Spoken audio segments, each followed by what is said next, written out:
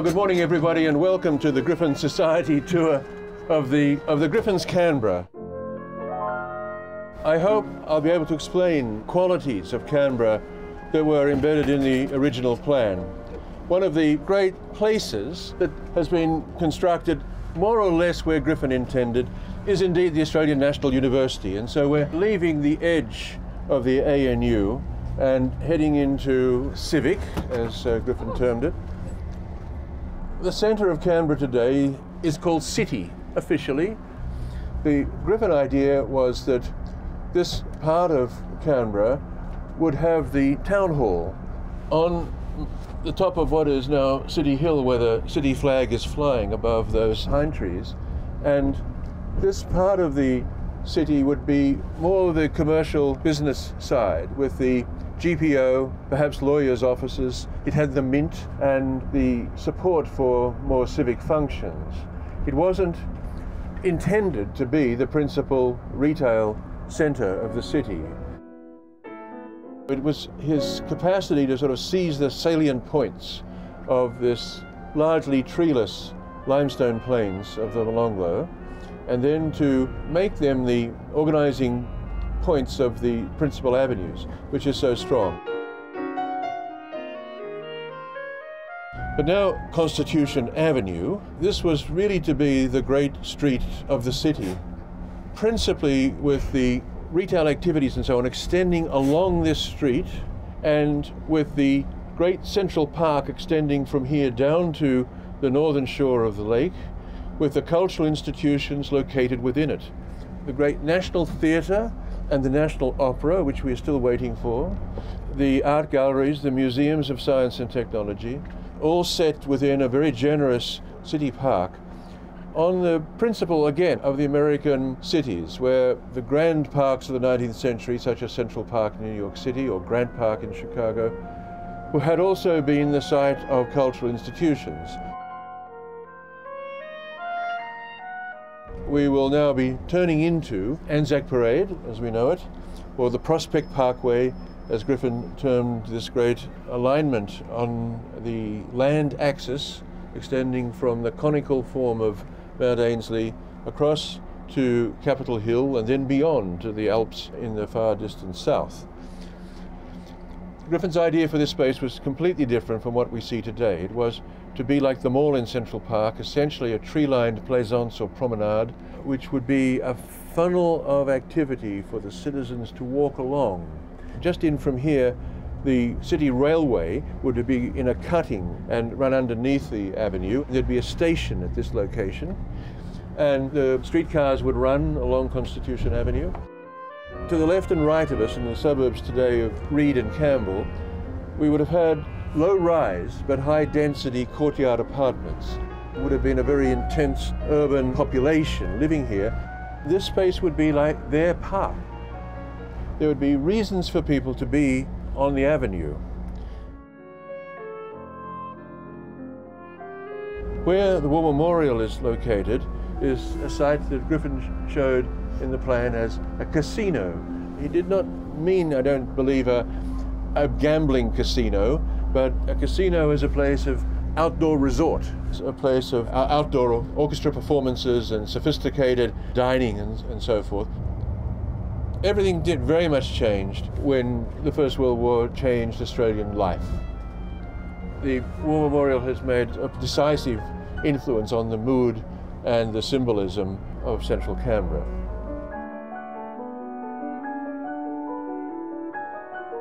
Now, as we head into the bush, it makes us think about why Canberra is here in the first place. As we know, it comes out of the Federation debates of the 90s, which was really a negative idea, to deny advantage to Sydney or Melbourne.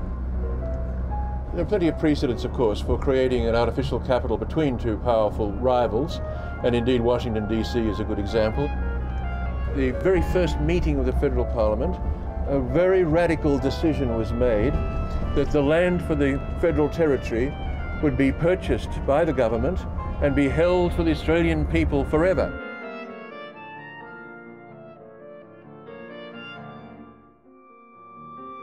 It is absolutely astonishing to think that Marion Mahoney was able to draw the plan from this position and to get it absolutely right. It is a most incredible leap of imagination.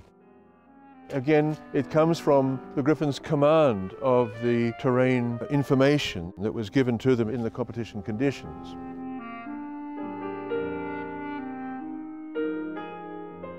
But this is only in outline what the Griffins intended. One way to think our way into the Griffin plan is to face, first of all, the technical challenges inherent in this selection of this site. The first challenge was that the Molonglo River flooded, and it had a very broad floodplain. So the Griffin solution was to flood the floodplain, to impound the river and to create an artificial lake system.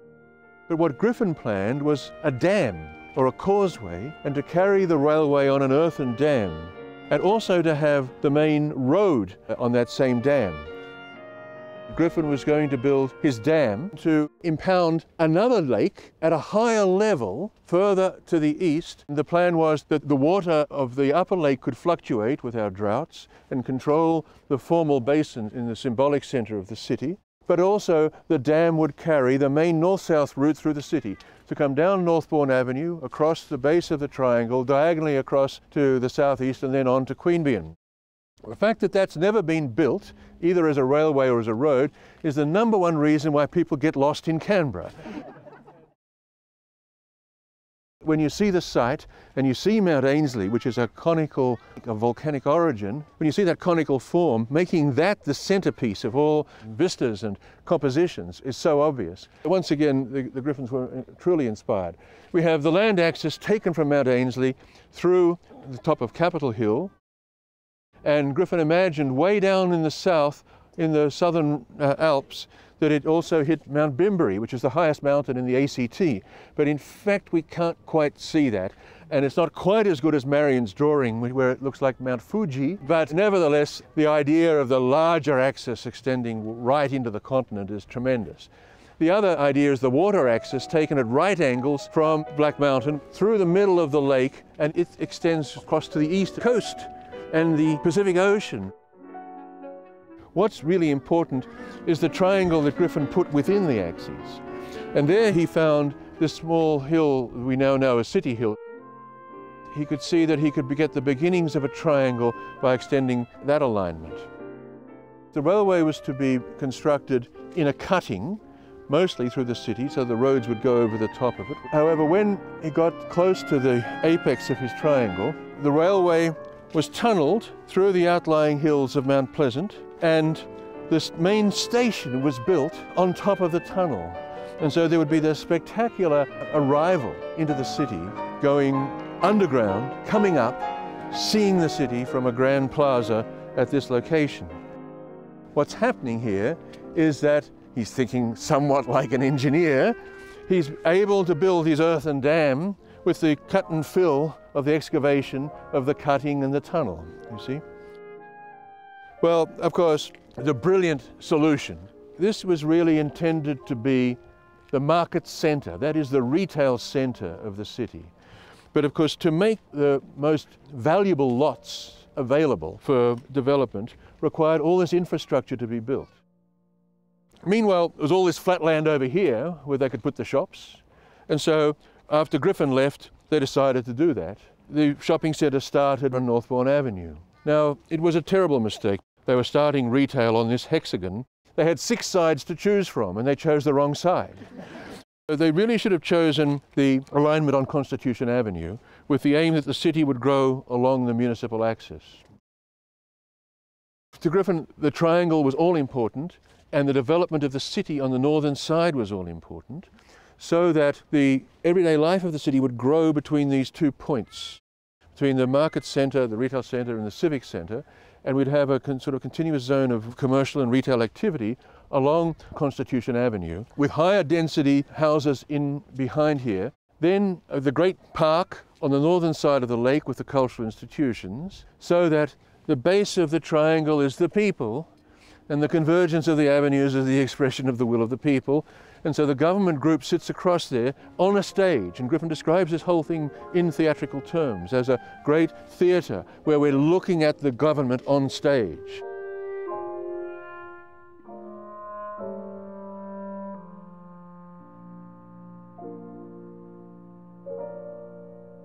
We could perhaps say that the dilemma of Canberra as a 20th century city was that it was constructed in the motor age, when the motor car was the dominant means of transportation. If perhaps it could have got underway more promptly around about 1913, and they had built at least the streetcar system or the tramway system that Griffin intended, the dominance of the motor car may not have been so great.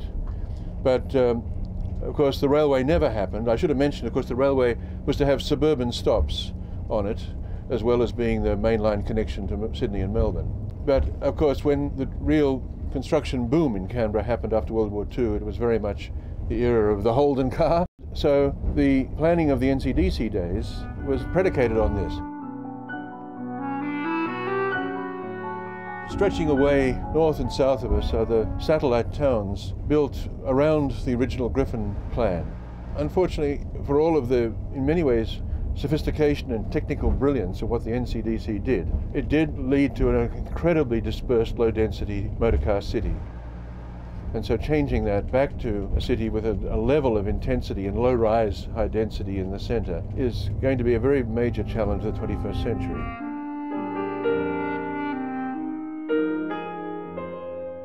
What we're getting now, instead of the buildings subordinate to landscape, the #1 Griffin idea, we're getting dominant buildings in a big way, in the civic itself and now on the waterfront.